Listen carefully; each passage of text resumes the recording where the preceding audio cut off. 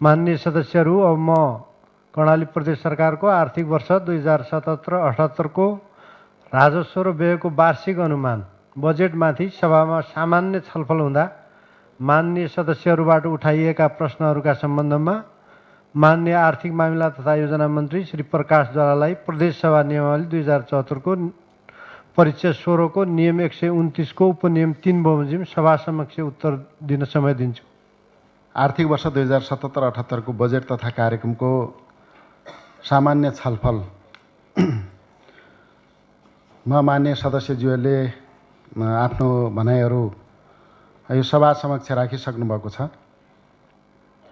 आफ्नो भनाइहरू राख्ने क्रममा अथवा यो छलफलका क्रममा उठेका केही महत्त्वपूर्ण विषयहरूलाई प्रश्न पार्ने हिसाबले जवाब दिनका निम्ति मान्य सभामुखज्यूको अनुमतिले यो रोस्टममा म उभिएको छु। सबभन्दा पहिले सबै मान्य सदस्यज्यूहरूलाई म हृदयदेखि नै धन्यवाद दिन चाहन्छु। आर्थिक वर्ष 2077-78 को बजेट तथा कार्यक्रमका सम्बन्धमा यहाँहरूले अलि मसिनो गरी अध्ययन गर्नुभएको छ र त्यो अध्ययनका आधारमा आफ्ना धारणाहरू यहाँ व्यक्त गर्नुभएको छ। बजेटका सन्दर्भमा कतिपय सवालहरू म समर्थन गर्नुभएको छ, प्रशंसा गर्नुभएको छ। त्यसका निम्ति म यहाँहरूलाई धन्यवाद पनि दिन चाहन्छु। केही कुराहरू स्पष्ट पार्नुपर्ने छ, म स्पष्ट पार्नका निम्ति यहाँ उपस्थित भएको छु र मैले मान्यज्यूहरूका जिज्ञासाहरू सकेसम्म प्रश्न पार्ने, जिज्ञासाहरूको जवाब दिने प्रयास गर्नेछु। हामीसँग असीमित आवश्यकताहरू छन् र हाम्रा माग र आवश्यकताहरू अत्यन्त धेरै छन्, तर हामीसँग स्रोत चाहिँ अत्यन्त कम छ। त्यो सीमित स्रोतलाई असीमित आवश्यकतासँग चाहिँ मिलाउनु पर्ने छ। सीमित स्रोतले असीमित आवश्यकताहरूलाई प्राथमिकीकरण गरेर बजेट विनियोजन गर्नुपर्ने बाध्यता हामीसँग थियो। हामीले यस बजेटमा बजेटका सिद्धान्त तथा प्राथमिकतामा छलफल गर्ने क्रममा पनि धेरै छलफल गरेका छौँ र महत्त्वपूर्ण सुझावहरू यहाँले दिनुभएको थियो र म स्मरण गराउन चाहन्छु, मान्य सदस्यहरूले दिएका सुझावहरूबाट सरकार डिरेल भएको छैन र मान्यज्यूहरूले दिएका सुझावमा आधारित भएर हामीले बजेट तथा कार्यक्रम तय गरेका छौँ। दोस्रो कुरा, सरकारले नीति तथा कार्यक्रम यो सम्मानित सदनमा प्रस्तुत गर्यो र त्यो नीति तथा कार्यक्रमलाई एक किसिमले व्यवस्थित रूपमा यो बजेटमा प्रस्तुत गरिएको छ। हामी यस सदनमा प्रस्तुत भएको बजेटका सिद्धान्त र प्राथमिकता र कर्णाली प्रदेश सरकारको नीति तथा कार्यक्रमको मूल बाटोबाट बजेट बाहिर गएको छैन, त्यसमै केन्द्रित भएर आधारित भएर यो बजेट आएको छ। हरेक बुदाहरू यहाँहरूले चाहिँ अध्ययन गर्नुभएको छ, त्यसबाट पनि यहाँहरू प्रश्न हुनुहुन्छ कि हामी सिद्धान्त, प्राथमिकता, नीति र कार्यक्रममा आधारित भएर यो बजेट ल्याएका छौँ। अब कतिपय कुराहरू यो बजेट मात्रै बजेट वक्तव्यमा आउँदैन। बजेट वक्तव्यमा केही नीतिगत पक्षहरूसहित कार्यक्रम र बजेट आउँछ, त्यसैले यो बजेट वक्तव्य भएको हो।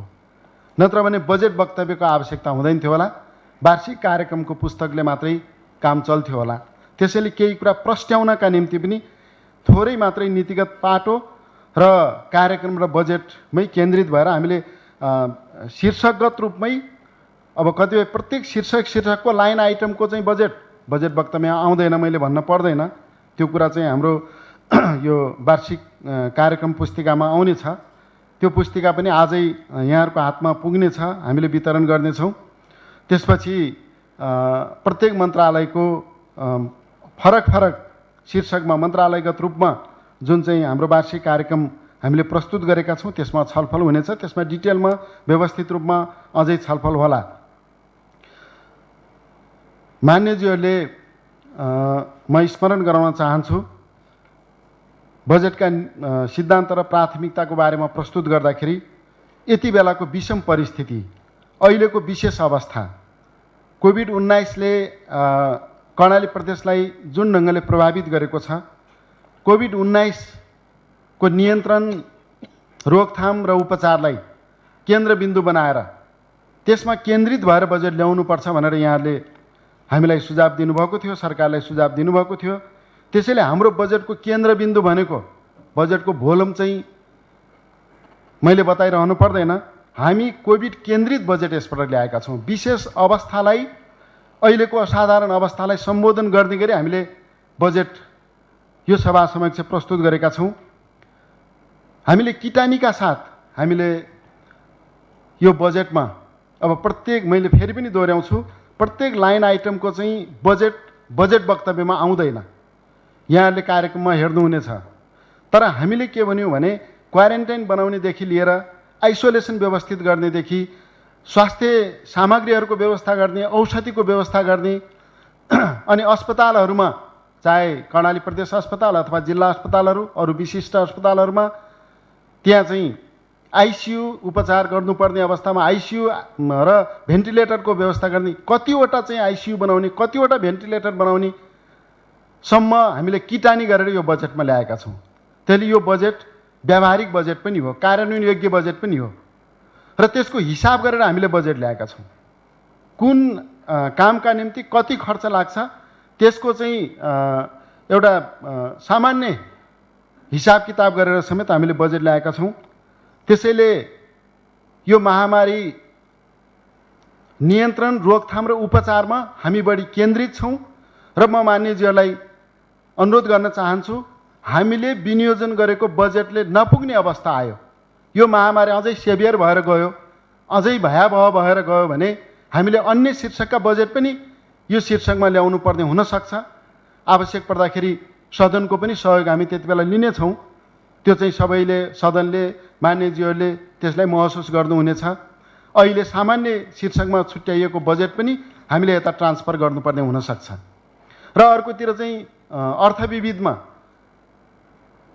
यो चालु आर्थिक वर्षभन्दा घटाएका त छौँ, तर अर्थविविधको बजेट पनि हामीले चाहिँ यही महामारी नियन्त्रणमा अथवा उपचारका निम्ति हामी त्यतातिर चाहिँ विनियोजन गर्न सक्छौँ, छुट्याउन सक्छौँ अथवा त्यता चाहिँ ट्रान्सफर गर्न सक्छौँ।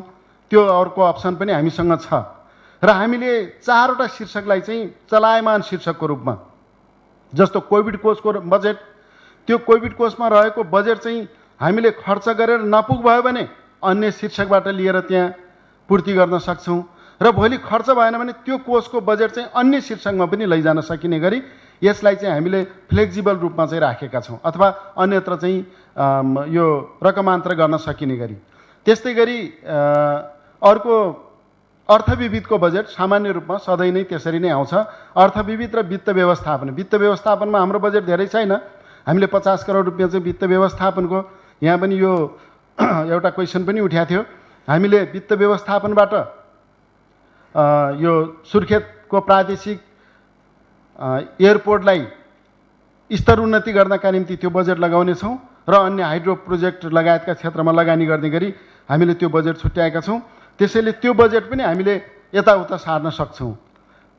यसरी हामीले केही बजेट जो भोलिको चाहिँ अवस्था अनुसार चाहिँ सजिलो होस् भन्ने हिसाबले त्यसलाई चाहिँ रकमान्तर गर्ने, शीर्षकान्तर गर्ने गरी हामी जान सक्छौँ। यो कुरा म चाहिँ अनुरोध गर्न चाहन्छु। त्यसैले हाम्रो बजेट मूलतः महामारी नियन्त्रण गर्ने र उपचार गर्ने कुरामै केन्द्रित छ।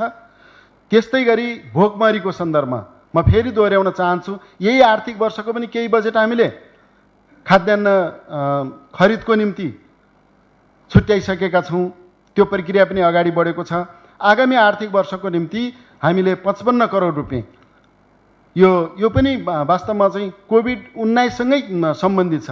त्यसैले हामीले मोटो शीर्षकमा राख्दाखेरि एउटै शीर्षकमा हामीले शिक्षाको 11 करोड अनि 55 करोड र यता चाहिँ कोभिडको स्वास्थ्यसँग सम्बन्धित शीर्षकलाई एकै ठाउँमा राखेर कोभिड विशेष बजेटको रूपमा हामीले यहाँ प्रस्तुत गरेका छौँ। यो कुरा म यहाँलाई अनुरोध गर्न चाहन्छु। त्यस्तै गरी मान्यज्यूहरूलाई स्मरण छ, यो बजेटका सिद्धान्त र प्राथमिकता बारेमा छलफल गर्दा या बजेटको नीति कार्यक्रमले हामीलाई चाहिँ रोजगारीमा यसपटक बजेट केन्द्रित गर्नुपर्छ भनेर मार्गदर्शन गरेका छ। बेरोजगारीको समस्या सामान्य रूपमा कर्णालीमा छँदै थियो। त्यसमध्ये यसपटक अथवा चाहिँ यो चाहिँ कोभिड-19 को कारणले, यो महामारीको कारणले भारतमा, विशेष गरी भारतमा ठुलो सङ्ख्यामा र नेपालकै विभिन्न ठाउँमा र तेस्रो मुलुकबाट पनि अझै आउने सम्भावना छँदैछ। करिब 1 लाख जति चाहिँ हाम्रो कर्णाली प्रदेशका जनता जो बाहिर गएका छन्, उनीहरूले रोजगारीमा लागेका थिए, त्यहाँ रोजगारी गुमाएर फर्किनेछन्। यहाँ बसेकाहरू बेरोजगार त केही छँदैछन्, तर बाहिर गएको भनेको शुद्ध रोजगारीका निम्ति गएको हो, रोजगारीकै उद्देश्यले गएको छ। त्यहाँ घुम्न गएको टुरिस्ट होइनन् उनीहरू कामका निम्ति गएका छन् र अहिले काम खोसिएर काम गुमाएर प्रदेशमा फर्किएका छन्। त्यसैले रोजगारीमा केन्द्रित गर्नु एउटा अनिवार्य थियो बजेटलाई। त्यसमा हामी अलि बढी बजेट छुट्याएका छौँ। यसमा चाहिँ अलि एकमुष्ट अलि डल्लो धेरै देखियो कि भन्ने कुरामा पनि त्यति धेरै आशंका गर्नु पर्दैन। हामीले मुख्यमन्त्री रोजगार कार्यक्रममा चाहिँ एउटा निश्चित बजेट छुट्याएका छौँ। त्यो बजेट हामीले महिला, दलित, त्यसपछि युवा केन्द्रित गरेर हामीले भोलि त्यसको कार्यविधि बनाउने छौँ। हामीले भनेकै छौँ प्रष्ट रूपमा यो श्रममूलक रोजगार कार्यक्रममा हामी केन्द्रित हुनेछौँ। हामीले भनेकै छौँ विकास निर्माणका कार्यक्रमसँग रोजगारीलाई जोड्नेछौँ। शुद्ध रोजगारी, पैसा बाँड्ने होइन, यो कन्फ्युजन हुँदै नहोस्। हामी चाहिँ त्यो खाद्यान्न चाहिँ बाँड्दै हिँड्ने पनि होइन। कामका निम्ति खाद्यान्न कार्यक्रम होला, काम गरे बापत खाद्यान्न पाउँछ, काम गरे बापत पैसा पाउने, विकास निर्माणको काम पनि हुने, रोजगारीको काम पनि हुने। हामी कार्यविधि अहिले नै कार्यविधि बनाउन त सकिने कुरा भएन। मोटामोटी खाका रोजगारीको हामीले प्रस्तुत गरेकै छौँ। नीति कार्यक्रमले पनि एउटा डिरेक्सन दिएकै छ, बजेटले पनि एक खालको मोडालिटी दिएकै छ। अब हामी त्यसको चाहिँ व्यवस्थित कार्यविधि हामी तयार गर्छौँ। त्यो चाहिँ माननीय सदस्यहरूको सहयोगमा तपाईँहरूसँग चाहिँ छलफल गरेर मान्य सदस्यहरूलाई पनि कुनै न कुनै रूपमा चाहिँ त्यो अभियानमा चाहिँ संलग्न हुने गरी, सहभागी हुने गरी त्यो कार्यविधि बन्छ। धेरै आशंका पनि गरिरहन परेन। त्यसैले म तपाईँहरूसँग के अनुरोध गर्न चाहन्छु भने त्यो बजेट चाहिँ ठुलो देखिएको छ। ठुलो मध्ये पनि केही बजेट त हाम्रा मन्त्रालयका बजेट छन्। जस्तो यो करिब 84 करोड जति बजेट, 82 करोड जति भूमि व्यवस्था कृषि तथा सहकारी मन्त्रालयका को सिलिङको त्यसमा रोजगारमूलक कार्यक्रम छन् भनेर हामीले एउटा चाहिँ यहाँ एक किसिमले प्रश्न पार्न खोजेको हो। गोलमटोल होइन कि अझ प्रश्न पार्न खोजे। कृषि भूमि व्यवस्था कृषि तथा सहकारी मन्त्रालयका कार्यक्रम मध्येको 82 करोड बराबरको बजेट चाहिँ रोजगारीसँग सम्बन्धित छ, स्वरोजगारसँग सम्बन्धित छ। त्यस्तै गरी 43 करोड बराबरको उद्योग वन पर्यटन मन्त्रालय अन्तर्गत रहेको बजेट पनि रोजगारीसँग सम्बन्धित छ। अनि 8 करोड बराबरको बजेट सामाजिक विकास मन्त्रालयको जो रोजगारीसँग सम्बन्धित छ। त्यसैले यी रोजगारमूलक कार्यक्रम मन्त्रालयभित्र छन् र सँगसँगै 1 अरब 20 करोड जो चाहिँ रोजगारमूलक पूर्वाधार विशेष कार्यक्रम छ, त्यो कार्यक्रमलाई पनि रोजगारीसँग जोड्छौँ। हामीले भोलि सडक बनाउला, हामीले कुलो बनाउला, हामीले विद्यालय भवन बनाउला, ती पनि रोजगारीमूलक श्रमसँग जोडेर हामीले कार्यान्वयन गर्छौँ भन्ने कमिटमेन्ट यसपटक गरिएको हो। त्यस्तै गरी अलिकति यहाँले उठाउनु पनि भयो, अलि महिला त्यति सम्बोधन हुन सकेन कि, त्यस्तै गरी चाहिँ अल्पसङ्ख्यक सीमान्तकृत या चाहिँ अपाङ्गता भएका व्यक्तिहरू सम्बोधन हुन सकेनन् कि भन्ने कुरामा पनि उहाँहरूलाई सम्बोधन गर्ने गरी हामीले मुख्यमन्त्री जीविकोपार्जन कार्यक्रम ल्याएका छौँ। त्यो कार्यक्रम पनि रोजगारमूलक कार्यक्रम हो, सिपमूलक कार्यक्रम हो, उत्पादनमूलक कार्यक्रम नै हो। यी सबै जोड्दाखेरि बजेट चाहिँ 6 अरब 54 करोड पुगेको हो। तर चाहिँ शुद्ध रूपमा 3 अरब 80 करोड रुपियाँ चाहिँ मुख्यमन्त्री रोजगार कार्यक्रम अन्तर्गत एउटा फन्डमा, एउटा कोषमा छ। त्यो कार्यक्रम चाहिँ हामीले निश्चित कार्यविधि बनाएर वडा तहसम्म चाहिँ रोजगारीका कार्यक्रम लैजाने गरी, विकास निर्माणसँग रोजगारीलाई जोड्ने गरी, युवा परिचालन गर्ने गरी, महिला, दलित सम्पूर्ण समुदायलाई चाहिँ मोबिलाइज गर्ने गरी र श्रमसँग चाहिँ रोजगारीलाई, विकाससँग रोजगारीलाई जोड्ने गरी हामी अगाडि बढाउँछौँ। यो कुरा म यहाँहरूको बिचमा प्रश्न पार्न चाहन्छु। मान्य सदस्यले बजेटका महत्त्वपूर्ण पक्षलाई समर्थन पनि गर्नुभएको छ, प्रशंसा पनि गर्नुभएको छ। हामीले कोभिड केन्द्रित कार्यक्रम अगाडि सारिरहँदाखेरि कोभिडबाट मृत्यु भएका व्यक्तिका परिवारलाई 1 लाख रुपियाँ यो सहयोग उपलब्ध गराउने र कोभिड प्रभावित परिवारलाई चाहिँ रोजगारीसँग अलि अनिवार्य रूपमा जोड्ने गरी पनि हामीले बजेटमा व्यवस्था गरेका छौँ। त्यस्तै गरी यो कतिपय कुराहरू जस्तो स्वास्थ्य क्षेत्रलाई हामीले दुई भागमा बाँडेर चाहिँ यसपटक बजेट व्यवस्था गरेका छौँ। एउटा कोभिड केन्द्रित स्वास्थ्य सेवा, अर्को चाहिँ नियमित स्वास्थ्य सेवा।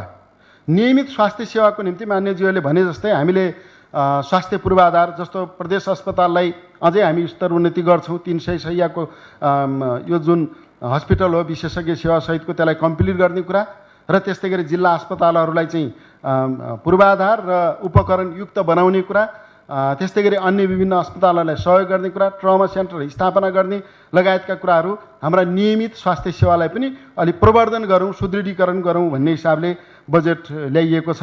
प्रयोगशालाको व्यवस्था, अब प्रयोगशाला अहिले कोभिडमा जोडिएला, भोलि भविष्यसम्म पनि त्यसलाई चाहिँ व्यवस्थित गर्ने कुरामा पनि हामीले बजेटलाई केन्द्रित गरेका छौँ। त्यस्तै गरी यो बर्थिङ सेन्टरको कुरा धेरै आएको छ। बर्थिङ सेन्टरको बजेट चाहिँ यो सशर्त शीर्षकमै एउटा खालको बजेट सङ्घीय सरकारबाट प्राप्त भएको छ। त्योसँग केही बजेट हामीले जोडेर हामीले बर्थिङ सेन्टर स्थापना गर्ने कुरा, बर्थिङ सेन्टरलाई चाहिँ सुदृढ गर्ने कुरा र बर्थिङ सेन्टरमा सुविधा उपलब्ध गराउने कुरामा हामीले कार्यक्रम राखेका छौँ। यसमा चाहिँ कन्फ्युजनमा पर्नु पर्दैन, मान्यज्यूहरूलाई म अनुरोध गर्न चाहन्छु। अर्को यो बजेटको महत्त्वपूर्ण पक्ष, म चाहिँ अब यो दाबी त नगरौँ, तर चाहिँ तुलनात्मक रूपमा कुनै पनि प्रदेशभन्दा बढी हामीले प्रशासनिक खर्च कटाउने गरी बजेट ल्याएका छौँ। यहाँहरूले यसको चाहिँ प्रशंसा पनि गर्नुभएको छ। त्यसैले हामीले पुँजीगत यो चाहिँ धेरै शीर्षकमा धेरै बजेट चालु शीर्षकमा राख्नुपर्ने अवस्थामा पनि चालु खर्च घटाउन सकिने चालु खर्च, अनिवार्य रूपमा चाहिँ घटाउन नसकिनेलाई त घटाउन सकिँदैन थियो। जस्तो हामीले यो कोभिड कोषको बजेट चालु शीर्षकमा राख्नुपर्छ। रोजगारीको चाहिँ हामीले रोजगारीका कार्यक्रमलाई केही चालु शीर्षकमा केही पुँजीगत शीर्षकमा राखेका छौँ। चालु शीर्षकमा बजेट बढ्ने नै भयो। त्यसैले त्यति गर्दै पनि हामीले 34%मा चालु खर्चलाई झारेका छौँ। र त्यसमध्ये पनि यो कोभिड र रोजगारीलाई चाहिँ निकाल्ने हो भने, त्यसलाई अलग गर्ने हो भने 25% मात्रै चाहिँ चालु खर्च हुन्छ। त्यसभित्र पनि कार्यक्रम छन्, जस्तो छोरी सुरक्षा कार्यक्रमको कुरा गरौँ अथवा चाहिँ यो सामूहिक बिमाको कार्यक्रमको कुरा गरौँ, यस्ता विभिन्न खालका कार्यक्रम पनि चालु शीर्षकभित्र पर्छन्। त्यो समेत हटाउँदाखेरि चाहिँ 14-15% मात्रै प्रशासनिक खर्च हुन्छ त। यथार्थता त यो हो। त्यहाँ लिएर हामीले प्रशासनिक खर्चलाई साँगुर्याउने निकै धेरै चाहिँ घटाउने प्रयास गरेका छौँ हामीले। त्यो चाहिँ बजेट कार्यक्रम पुस्तिका मान्यज्यूहरूको हातमा पऱ्यो भने यहाँहरूले त्यो कुरा पनि प्रष्ट रूपमा हेर्नुहुनेछ। र अब कतिपय शीर्षक अनिवार्य छन्, यो शीर्षक त राखिएछ नि भन्ने पनि प्रश्न उठ्न सक्छ भोलि। शीर्षक कतिपय चाहिँ कम्पलसरी, कुनै शीर्षक हटाउन नमिल्ने, बजेट जिरो राख्नुपर्ने, कुनै शीर्षकमा केही न केही खर्च हुने भएकोले हिजो चाहिँ 40 लाख रुपियाँ थियो भने आज हामीले त्यसलाई 10 लाखमा घटाएका छौँ। तुलनात्मक रूपमा पनि यहाँले हेरिदिनु होला। अनिवार्य खालका चाहिँ दायित्वहरूका सन्दर्भमा घटाउने काम गरेका छौँ। कतिपय हटाउने कुरा भएको छ, कतिपय घटाउने कुरा भएको छ यो प्रशासनिक खर्चका सन्दर्भमा। जे होस्, यसपटक हामीले 60% टेन्टेटिभ चाहिँ हामीले क्यालकुलेसन गरेर 60% जति हामीले प्रशासनिक खर्च चालु खर्च आर्थिक वर्षको भन्दा घटाएका छौँ। र कतिपय चाहिँ शीर्षकमा पनि कतिपय शीर्षकमा बजेट नै नराख्ने गरी पनि हामीले व्यवस्था गरेका छौँ। मान्यज्यूहरूले भन्नुभयो यो चाहिँ अब मन्त्रीहरूबाटै सुरु गर्नुपर्छ सुविधा कटाउने कुरा। हामीले सुरु गऱ्यौँ त, बजेटमा पनि बोल्यौँ, हामीले प्रतिबद्धता पनि जनाउँदै आएका छौँ। अतिथि सत्कार खर्च हामी लिँदैनौँ, हामीले सञ्चार खर्च चाहिँ हामी लिँदैनौँ। यस्ता केही खर्चहरू हामीले हाम्रो सुविधाबाट घटाएर यो कोभिड कोषमा राख्ने गरी पनि यहाँहरूसँग म प्रतिबद्धता व्यक्त गर्न चाहन्छु। त्यस्तै गरी चाहिँ अब राजनीतिक नियुक्ति पाएका व्यक्तिहरू र कर्मचारीहरूले पाउने विभिन्न भत्ता, मन्त्रीहरूले राजनीतिक नियुक्ति पाएका व्यक्तिहरू र कर्मचारीले जो चाहिँ पाउने भत्ता छ, त्यो भत्ता पनि हामीले चाहिँ कटौती गरेका छौँ। हामीले विभिन्न चाहिँ गोष्ठी सेमिनारहरू पनि कम गर्ने, अनिवार्य रूपमा मात्रै गर्ने, सकेसम्म त्यहाँ खर्च हुन नदिने पनि हामीले गरेका छौँ। पहिले नै यहाँ माननीय मुख्यमन्त्रीजीले पटक पटक त्यो चाहिँ ध्यान आकर्षण पनि गराउनु भएको छ। हाम्रा कार्यक्रम यही आर्थिक वर्षमा पनि हामीले सकेसम्म यो खर्च कटौती गर्ने प्रयास गरेका छौँ। जस्तो मन्त्रीहरूले भत्ता नलिने कुरा, त्यस्तै गरी चाहिँ सरकारले आयोजना गरेका कार्यक्रममा सरकारले भत्ता पनि नदिने र सरकारका तर्फबाट मन्त्रीहरू सहभागी हुँदा भत्ता नलिने कुरा गरौँ। त्यस्तै गरी सरकारी कार्यक्रमहरू होटलमा नगर्ने, 2वटा कार्यक्रम अब बाध्यताले हामीले चाहिँ होटलमा गर्नुपर्ने भयो। जस्तो चाहिँ प्रदेश समन्वय परिषदको बैठक र कर्णाली प्रदेश विकास परिषदको बैठक, त्यो ठुलो सङ्ख्या भएकोले अरू ठाउँमा हामीले सम्भव भएन। त्यस बाहेकका कार्यक्रम हिजोका दिनहरूमा अलि पहिले चाहिँ भएका बाहेक पछिल्लो समयमा हामीले होटलमा चाहिँ सरकारी कार्यक्रम गरेका छैनौँ। अब हामी झन् गर्दैनौँ। ती कार्यक्रम चाहिँ हामीले खर्च बचाएर मन्त्रालयकै हलमा हामीले गर्ने गरी पनि त्यो कार्यान्वयन नै अगाडि बढाइसकेको कुरा पनि म यहाँलाई अनुरोध गर्न चाहन्छु। यसरी हामीले विभिन्न शीर्षकमा खर्च कटौती गर्ने गरी यो बजेट ल्याएको कुरा यहाँलाई अनुरोध गर्न चाहन्छु। अब अलिकति यो अलि 2वटा विषयमा मान्यज्यूहरूको बढी कन्सर्न सरोकार रहेको छ। यो खास गरी अलि महिला मैत्री बजेट आएन कि लैङ्गिक मैत्री बजेट आएन कि। अब यो चाहिँ सिस्टमले नै देखाएको के छ भने यो हाम्रो चाहिँ बजेट वक्तव्यको अनुसूचीमा पनि यहाँले हेर्न सक्नुहुन्छ, यो 60 पेजमा। त्यसमा चाहिँ लैङ्गिक उत्तरदायी बजेट कति प्रतिशत भन्ने कुरामा 37% प्रत्यक्ष, 41% अप्रत्यक्ष र 22% मात्रै तटस्थ रहने गरी डेटाले नै बोल्छ। त्यसले अब लैङ्गिक मैत्री बजेटको 2टा पक्ष छ। एउटा चाहिँ नियमित बजेटमा पनि त्यो जोडिन्छ, अर्को कुरा विशेष खालको बजेटमा। त्यसैले हामीले रोजगारमूलक कार्यक्रममा, जीविकोपार्जनसँग सम्बन्धित कार्यक्रममा, सिपमूलक कार्यक्रममा र अलिकति सामाजिक सुरक्षाका कार्यक्रममा महिला केन्द्रित हुने गरी बजेट ल्याएका छौँ। अलिक प्रष्ट भएन भन्ने कुरामा म पनि सहमत छु, म रियलाइज गर्छु। त्यसलाई अलिक प्रष्ट पार्नु पर्थ्यो। वार्षिक कार्यक्रममा त्यो प्रष्ट रूपमा आउने नै छ। त्यस्तै गरी भोलि चाहिँ हामी यो जुन चाहिँ रोजगारमूलक कार्यक्रमको कार्यविधि बनाउँछौँ, त्यति बेला चाहिँ महिला, दलित, अपाङ्गता भएका व्यक्तिहरू, त्यस्तै गरी अल्पसङ्ख्यक, चाहे मुस्लिम अरू समुदाय होला, सीमान्तकृत वर्ग समुदायलाई हामीले त्यो सेन्टरमा राखेर, अलिक केन्द्रबिन्दुमा राखेर त्यो कार्यविधि बनाउने कुरामा हाम्रो ध्यान जानेछ। त्यसैले यो बजेट आफैमा लैङ्गिक उत्तरदायी बजेट हो, सामाजिक उत्तरदायी बजेट हो। सँगसँगै चाहिँ हामी अब बनाउने ऐन कानुन कार्यविधिमा पनि त्यो कुरालाई चाहिँ मुख्य रूपमा चाहिँ प्राथमिकता राखेर अगाडि बढ्छौँ भन्ने कुरा म अनुरोध गर्न चाहन्छु। त्यस्तै गरी अब जनता सडक कार्यक्रम मान्यज्यूले उठाउनु पनि भएको छ। हामीले यसपटक नयाँ कार्यक्रममा धेरै बजेट छुट्याउन सकेनौँ, नयाँ कार्यक्रम अगाडि बढाउन पनि सकेनौँ। त्यो भनेको के हो भने अब अघि चालु आर्थिक वर्षको भन्दा बजेटको सिङ्गो बजेटकै भोल्युम घटेको छ। यो कुरा त भनिरहनै परेन। त्यसभित्र रहँदाखेरि चाहिँ हामीले कोभिडमा एक्स्ट्रा बजेट केन्द्रित गर्न पर्यो। यो त चालु वर्षमा अथवा विगतका वर्षहरूमा त यो बजेट चाहिँ छुट्याउनु पर्दैन थियो। हामीले खाद्य सुरक्षाको निम्ति, खाद्यान्न सङ्कलनलाई, खाद्यान्न खरिद गर्नका निम्ति छुट्टै बजेट छुट्याउनु पर्यो। रोजगारका निम्ति हामीले विशेष बजेट छुट्याउनु पर्यो। त्यसले गर्दाखेरि हामीले नयाँ कार्यक्रममा धेरै जान सकेनौँ। यो हाम्रो बाध्यता हो, यो व्यवस्था हो। तपाईँहरूकै मार्गदर्शनमा हामीले कोभिडमा बजेट केन्द्रित गऱ्यौँ, खाद्यान्नमा बजेट केन्द्रित गऱ्यौँ र त्यसपछि आएर चाहिँ रोजगारीमा बजेट केन्द्रित गऱ्यौँ।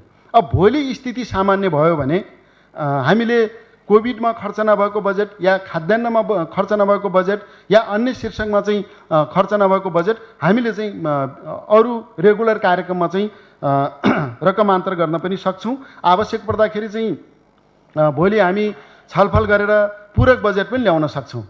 अब यो चाहिँ महामारी एकदम भयावह भयो, अरू बजेट पनि काटेर त्यता हाल्नु पर्यो, त्यति बेला पनि पूरक बजेटको आवश्यकता पर्न सक्छ। अब महामारी चाहिँ नियन्त्रणमा आयो, अब यो समस्या हामीसँग रहेन भनेपछि महामारी केन्द्रित बजेटलाई अन्य रेगुलर कार्यक्रममा राख्नका निम्ति पनि पूरक बजेट चाहिन पनि सक्छ। त्यस्तै गरी कहीँ कतै तलमाथि परेको छ, मिलाउनु पर्नेछ भने मान्यज्यूहरूले चाहिँ त्यो कार्यक्रम हेरेर हामीलाई सुझाव दिनुभयो भने पहिलो चौमासिकमा हामीले रकमान्तर गर्न अथवा चाहिँ यो के अरे जो एकमुष्ट बजेट छ त्यसलाई विनियोजन गर्ने गरी विनियोजन ऐनमा हामीले व्यवस्था गरेका छौँ। पहिलो चौमासिकभित्र कुनै पनि शीर्षकमा रहेको एकमुष्ट बजेट ब्रेकडाउन गर्नै पर्छ। हामीले त्यसपछि चाहिँ त्यो सुविधा पाउँदैनौँ। ऐनमै त्यो व्यवस्था भएपछि हामीले पहिलो चौमासिकमै सम्पूर्ण कुरा चाहिँ बाँडफाँड गरिसक्नुपर्छ। अहिले केही नयाँ योजनाका निम्ति भनेर थोरै बजेट मन्त्रालयहरूमा एकमुष्ट राखिएको छ, त्यो चाहिँ छिटै चाहिँ त्यसलाई ब्रेकडाउन गर्छौँ। अर्को एकमुष्ट रहेको रोजगारीको कार्यविधि बनाएर हामी ब्रेकडाउन गरि नै हाल्छौँ। यसमा धेरै यो शङ्का र चिन्ता गर्नुपर्छ जस्तो मलाई लाग्दैन। अब जनता सडक कार्यक्रमको सन्दर्भमा ठिक छ, यो लोकप्रिय पनि छ, जनताले पनि बुझ्ने, यो भाषा पनि बुझ्ने र कार्यक्रमले पनि जनतालाई सम्बोधन गरेको छ। हामीले के गरेको हो त भन्दाखेरि मान्यजीहरूका पनि सुझाव यस्तै आएका हुन् र जनता सडक कार्यक्रम निरन्तर छ, यो अन्त्य भएको छैन, पहिलो कुरा। दोस्रो कुरा, यो कार्यक्रममा यो चालु आर्थिक वर्षमा छुट्याइएको बजेट धेरै जसो कार्यान्वयन भएको छैन, थोरै मात्रै कार्यान्वयन भएको होला, विभिन्न कारणले कार्यान्वयन हुन सकेन। त्यसैले त्यो कार्यक्रमलाई पनि निरन्तरता दिने र त्यसमा चाहिँ जो टेन्डर भइसकेका योजनाहरू हुन् त्यसलाई पनि निरन्तरता दिने, टेन्डर नभएका कार्यक्रमलाई पनि टेन्डर गर्ने र यो बजेटलाई चाहिँ कायम राख्ने गरी हामीले चाहिँ यो जनता सडक कार्यक्रमको बजेट हामीले निर्धारण गरेका हौँ। र भोलि यो शीर्षक छँदैछ, कार्यक्रम निरन्तर छ। भोलि स्थिति सामान्य भयो, सबैको बिचमा सहमति भयो भने हामीसँग रहने बजेट, हामीले त्यो बजेट लुकाएर राख्नु पनि पर्दैन, त्यो बजेट चाहिँ साँचेर राख्नु पनि पर्दैन। जनता सडक लगायतका अत्यन्त महत्त्वपूर्ण कार्यक्रममा हामीले चाहिँ थप्न सक्छौँ। यो कुरा पनि म यहाँहरूको बिचमा प्रश्न पार्न चाहन्छु। अब अर्को कुरा, मान्यजीहरूले उठाएको अत्यन्त एकदम महत्त्वपूर्ण कुरा कार्यान्वयनको कुरा छ। कार्यान्वयन पेचिलो छ। हामी अत्यन्त धेरै चाहिँ प्रयत्न गर्दा गर्दै पनि, धेरै हुटुटी हुँदाहुँदै पनि, दौडधुप गर्दा गर्दै पनि, निकै धेरै मेहनत परिश्रम गर्दा गर्दै पनि विभिन्न कारणले बजेट कार्यान्वयन नभएको कुरालाई हामीले स्वीकार गर्नै पर्छ। अब यो आर्थिक वर्षको पहिलो चौमासिकमा हामीले जुन चाहिँ सङ्गठन संरचना र व्यवस्थापनको काममा हामी अलि बढी लाग्यौँ। एउटा काम चाहिँ त सकियो, त्यसले पुरानो संरचना अनुसार चाहिँ हामीले बजेट ल्यायौँ। नयाँ संरचना बनाउँदाखेरि त्यो बजेट नै ट्रान्सफर गर्न पनि समय लाग्यो, सिस्टमले पनि धेरै काम गर्न सकेन। त्यसले गर्दा पहिलो चौमासिकमा हामीले बजेट खर्च गर्न धेरै सकेनौँ। दोस्रो चौमासिक भनेको हाम्रो प्रदेशको निम्ति अलि प्रतिकूल समय पनि हो। हिमाली पहाडी जिल्लाहरू बढी भएकोले कार्यान्वयन गर्न चाहिँ कठिन पनि भयो, तर पनि केही कार्यान्वयन अगाडि बढेको थियो र त्यो कार्यान्वयन चाहिँ तेस्रो चौमासिक सुरु हुँदासम्म तीव्रतामा गइरहेको बेलामा यो कोभिडको प्रभावले गर्दाखेरि हामी रोकिनु पर्यो। सबै कुरा अवरुद्ध भए। सङ्घीय सरकारको बजेट पनि कार्यान्वयनको अवस्था निराशाजनक छ, अरू प्रदेशहरूको पनि निराशाजनक छ, हाम्रो पनि त्यस्तै छ। अब अरूलाई देखाएर हामी चाहिँ जोगिन खोजेको पनि होइन, यो परिस्थिति अवस्थाले हामीलाई त्यहाँ पुर्यायो। र आगामी आर्थिक वर्षमा हामीले बजेट कार्यान्वयनका निम्ति केही निश्चित आधारहरू हामीले तयार पारेका छौँ। जस्तो कानुनी आधारहरू तयार भएका छन्, हामीले कतिपय कार्यविधिहरू निर्माण गरेका छौँ। त्यस्तै गरी संरचनाहरू जिल्ला जिल्लामा विकास सम्बन्धी मन्त्रालयका दुईवटा कार्यालय, विषयगत कार्यालयहरू स्थापना भएका छन्। लोकसेवा आयोग सम्बन्धी ऐनले पूर्णता पाएको छ, अब लोकसेवा आयोग गठन हुन्छ। हामीले केही मन्त्रालयहरूमा प्राविधिक जनशक्ति पनि आपूर्ति गऱ्यौँ र भोलि आवश्यक पर्दा प्राविधिक जनशक्ति थप्न पनि सकिन्छ। र त्यस्तै गरी लोकसेवा आयोग गठन भइसकेपछि हाम्रो थायी पदपूर्ति पनि हुन्छ, किनभने अहिले त 2555मा 1300 जति मात्रै जनशक्ति छ, कर्मचारी छन्। त्यसले गर्दा पनि हामीले कार्यान्वयनमा कठिनाइ भएको हो। हामी त्यो जनशक्ति पनि बढाउने, यो चाहिँ संरचनाहरूलाई पनि चुस्त र व्यवस्थित गर्ने गरी बजेट कार्यान्वयनको एउटा आधार तयार भएको छ। र मान्यजीहरूलाई एउटा प्रश्न के पार्न चाहन्छु भने, गत आर्थिक वर्षमा भनौँ चालु आर्थिक वर्षमा पूर्वाधार विशेष कार्यक्रम लगायतका कार्यक्रमहरू, मुख्यमन्त्री रोजगार कार्यक्रम हामीले आफूले कार्यान्वयन गर्न सकेनौँ। स्थानीय तहलाई चाहिँ कार्यान्वयन गर्नका निम्ति हामीले त्यो बजेट उपलब्ध गरायौँ। त्यसले केही समस्याहरू पनि उत्पन्न गरे। यस्ता प्रदेश सरकारका शुद्ध कार्यक्रमहरू अब चाहिँ अनुदानको रूपमा स्थानीय तहमा हस्तान्तरण भएर जाने बजेट र कार्यक्रम त स्थानीय तहले नै कार्यान्वयन गर्ने भयो। समानीकरण अनुदान र राजस्व बाँडफाँड त स्थानीय तहमा को सञ्चित कोषमा जान्छ, त्यो उहाँहरूले नै आफूले आफ्नो हिसाबले बाँडफाँड गर्नुहुन्छ। त्यस्तै गरी समप्रयोग विशेष र सशर्तका चाहिँ कार्यक्रम पनि स्थानीय तहले नै कार्यान्वयन गर्ने हो हाम्रो चाहिँ कानुन र कार्यविधि अनुसार। त त्यसबाहेक प्रदेश सरकारका आफ्ना कार्यक्रमहरू कार्यान्वयन प्रदेशकै कार्यालयहरूले गर्नेछन्। त्यसमा चाहिँ जनशक्ति थप्ने कुरा, अन्य व्यवस्थापन गर्ने कुरा हामी गर्छौँ। अब चाहिँ प्रदेश सरकारले गर्न सक्ने, प्रदेश सरकारका कार्यालयहरूले गर्न सक्ने कार्यान्वयन प्रदेश सरकारले नै गर्ने छ भन्ने कुरा पनि म यहाँहरूसँग अनुरोध गर्न चाहन्छु।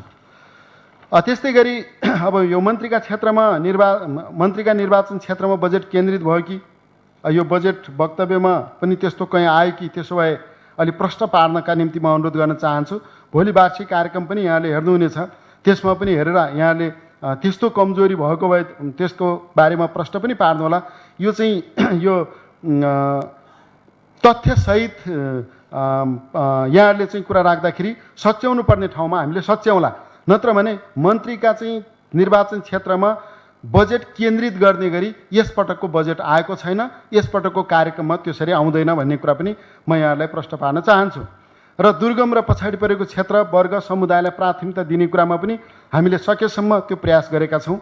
आन्तरिक स्रोत बढाउने जो चाहिँ सुझाव आएको छ, बजेटमा पनि केही बोलेका छौँ हामी। भोलिका दिनहरूमा पनि यहाँहरूको सहयोग लिएर हामीले आन्तरिक स्रोत पहिचान गर्ने, राजस्वका स्रोतहरू खोज्ने कुरा हामी गर्नेछौँ। हाम्रो स्रोत सीमितताले गर्दाखेरि हाम्रो स्रोत कम छ, त्यसलाई बढाउँदै जानुपर्ने छ।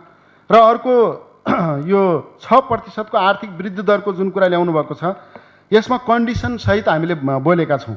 हामीले के भनेका छौँ भने हालको विषम परिस्थिति सामान्य हुनासाथ, सामान्य भइसकेपछिको अवस्थामा बजेट कार्यान्वयनबाट चालु एवं निर्माणाधीन आयोजनाहरूको कार्यान्वयनमा तीव्रता आउने, रणनीतिक भौतिक पूर्वाधारको निर्माण कार्य अघि बढ्ने र नागरिकको सहज जीवनयापनको वातावरण तयार हुनेछ।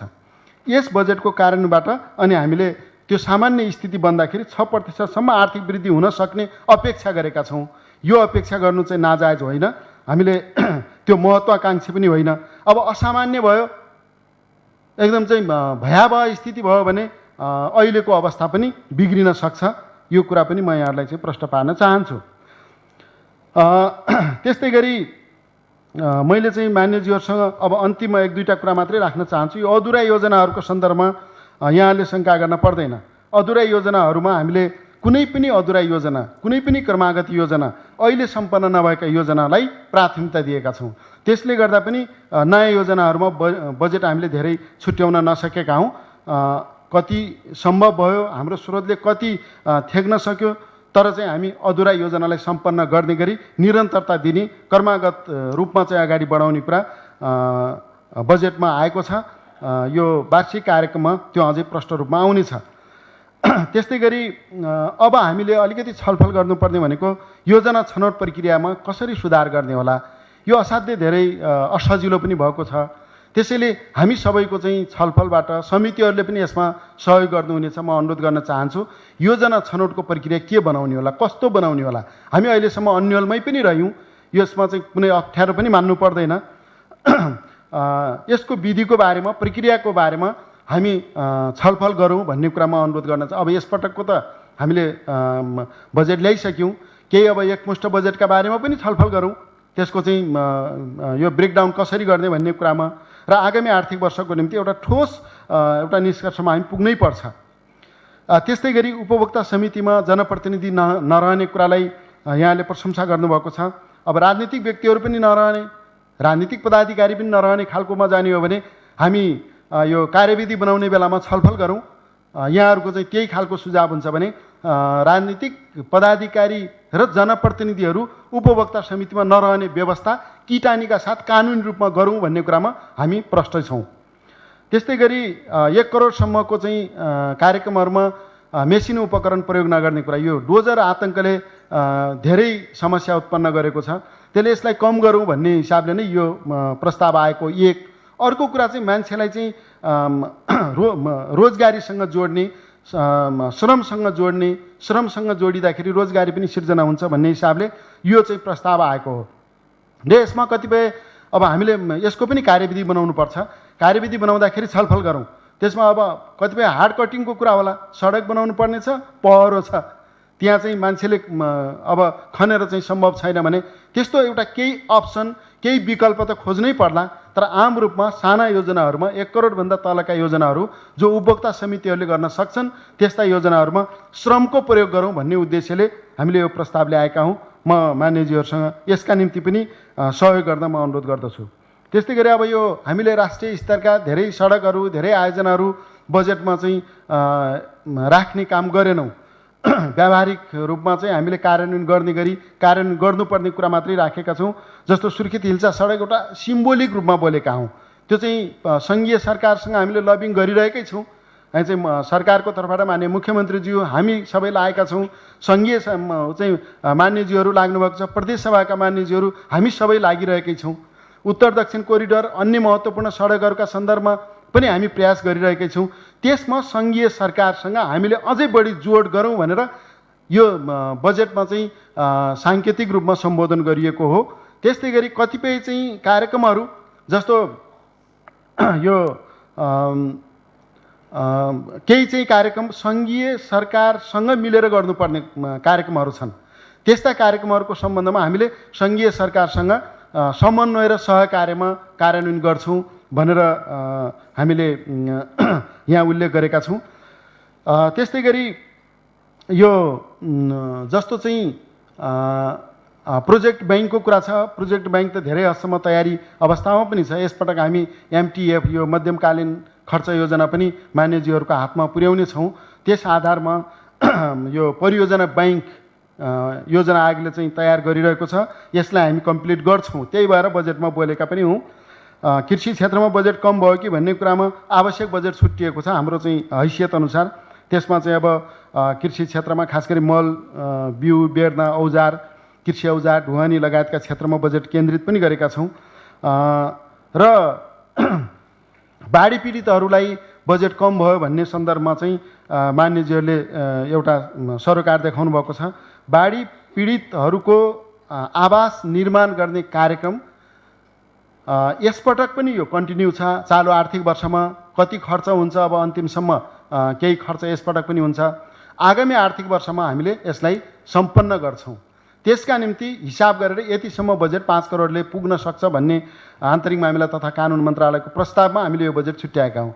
अपुग भयो भने बाढी पीडितका निम्ति नपुग्ने बजेट हामीले अन्य स्रोतबाट व्यवस्था गर्छौँ। यो समस्या चाहिँ हामीले यसपटक चाहिँ सम्पन्न गर्छौँ भन्ने कुरा चाहिँ म यहाँहरूसँग विशेष रूपमा अनुरोध गर्न चाहन्छु। त्यस्तै गरी अब यो बजेट छलफलकै क्रममा एउटा स्थानीय तहका जनप्रतिनिधिहरूको सेवा सुविधाको विषय पनि आएको छ। यस सवालमा हामीले छलफल गरेर उहाँहरूको पनि सुझाव लिएर अब हिउँदे अधिवेशनमै यसलाई हामी संशोधन गर्ने तयारीमा थियौँ। अकस्मात यो कोभिड-19 को कारणले लकडाउनको कारणले हाम्रो प्रदेश सभाको अधिवेशन बिचमा सूचनाबाट टुङ्ग्याउनु पर्यो। त्यसैले यो ढिलो भएको थियो। यसपटक सायद दर्ता भइसकेको छ। हामीले यसै अधिवेशनबाट स्थानीय तहका जनप्रतिनिधिको सेवा सुविधा सम्बन्धी ऐन संशोधन गरेर उहाँलाई सेवा सुविधा उपलब्ध गराउने गरी यो काम सम्पन्न गर्छौँ। मान्य सदस्यज्यूहरू, मान्य सभामुखज्यू, मैले चाहिँ यहाँ उठेका केही विषयहरू प्रश्न पार्ने कोसिस गरेको छु। मान्यज्यूहरूले दिएका अत्यन्त महत्त्वपूर्ण सुझावहरू भोलिका दिनहरूमा कार्यान्वयन गर्ने प्रतिबद्धता पनि यहाँहरूको बिचमा राख्न चाहन्छु। घनीभूत रूपमा यहाँले छलफल गरेर एकदम महत्त्वपूर्ण एउटा मार्गदर्शन दिनुभएको छ। भोलि मन्त्रालयगत छलफलहरूमा पनि यहाँले यस्तै किसिमका रचनात्मक सुझावहरू दिनुहुनेछ र सरकारलाई चाहिँ कतिपय कमजोरी भएका कुरामा सच्चिने र अगाडि बढ्नका निम्ति एउटा ऊर्जा उत्साह यहाँले जुन उपलब्ध गराउनु भएको छ, ऊर्जा उत्साह थप्नु भएको छ, थप यहाँहरूको सहयोगको थप सुझाव र मार्गदर्शनको अपेक्षासहित आफ्नो भनाइ यहीँ टुङ्ग्याउँछु। धन्यवाद।